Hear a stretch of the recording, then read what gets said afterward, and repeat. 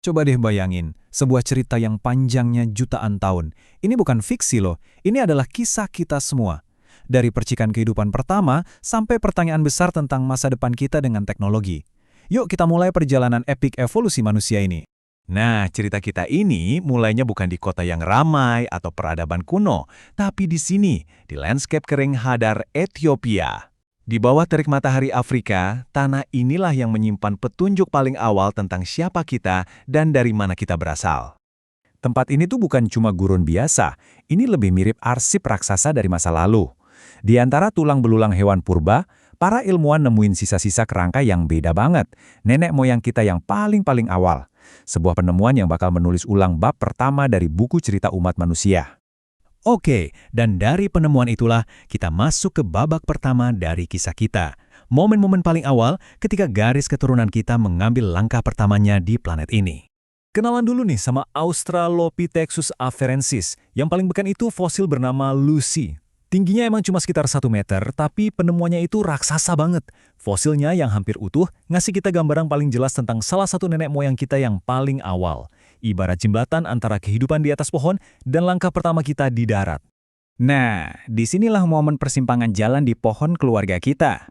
Kira-kira 10-12 juta tahun yang lalu, sekelompok primata purba pecah jadi dua. Satu garis keturunan milih buat tetap di pepohonan, yang akhirnya berevolusi jadi gorila dan simpanse yang kita kenal sekarang.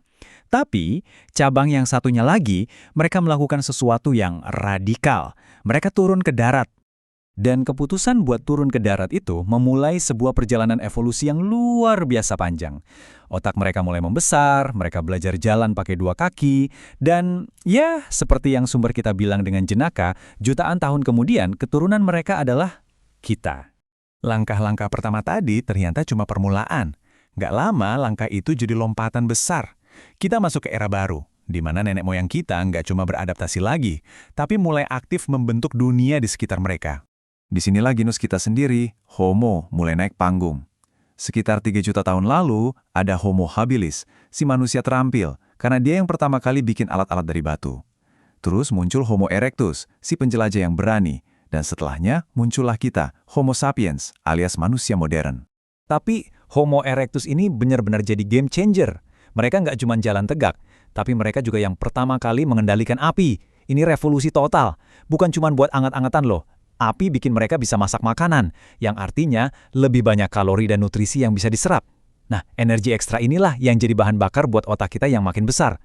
Mereka juga yang pertama kali nekat keluar dari Afrika. Tapi penting banget nih buat diingat, kita itu nggak sendirian.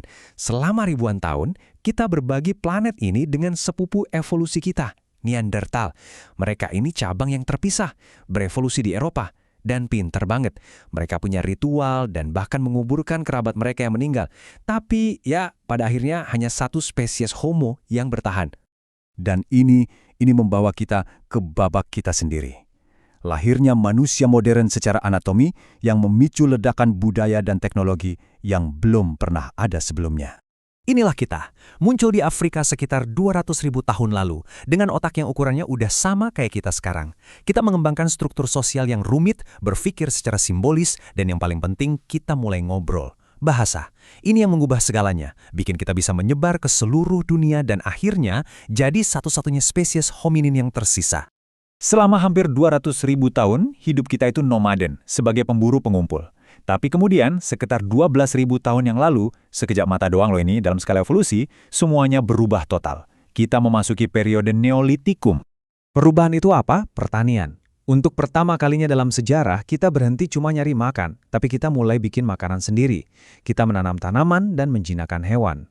Ini adalah titik balik terbesar dalam sejarah kita, karena ini yang bikin kita bisa tinggal di satu tempat. Karena kita udah bisa bikin makanan sendiri, kita nggak perlu lagi kan keliling-keliling cari makan. Nah, akhirnya kita bisa menetap. Desa-desa permanen pertama pun muncul. Gaya hidup nomaden kita selama ribuan tahun mulai berakhir.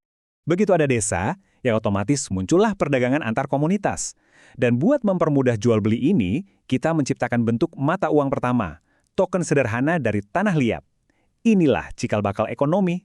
Dan puncaknya, buat nyatet semua perdagangan itu dan mencatat peristiwa, kita menemukan tulisan. Inilah momen di mana prasejarah selesai dan sejarah yang tercatat dimulai.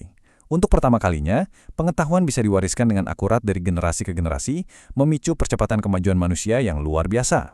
Gila ya, perjalanan dari Lucy sampai ditemukannya tulisan itu luar biasa banget. Tapi cerita kita belum selesai. Justru, babak berikutnya mungkin yang paling aneh dan bikin penasaran. Mari kita lihat kemana evolusi membawa kita selanjutnya. Ini nih pertanyaan yang sering banget muncul.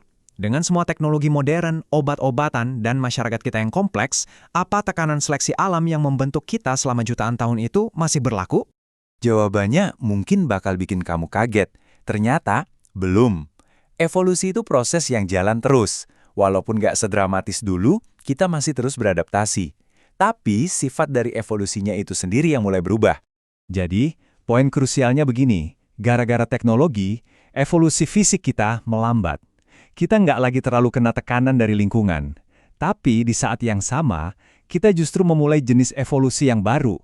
Evolusi teknologi, dan ini kecepatannya kenceng banget.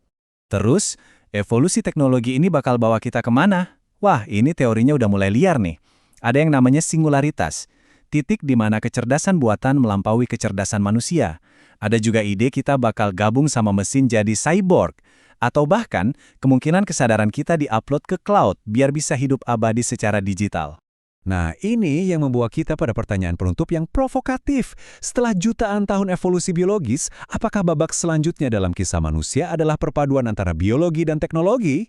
Masa depan emang belum ada yang tahu ya, tapi satu hal yang pasti, perjalanan kita masih jauh dari selesai.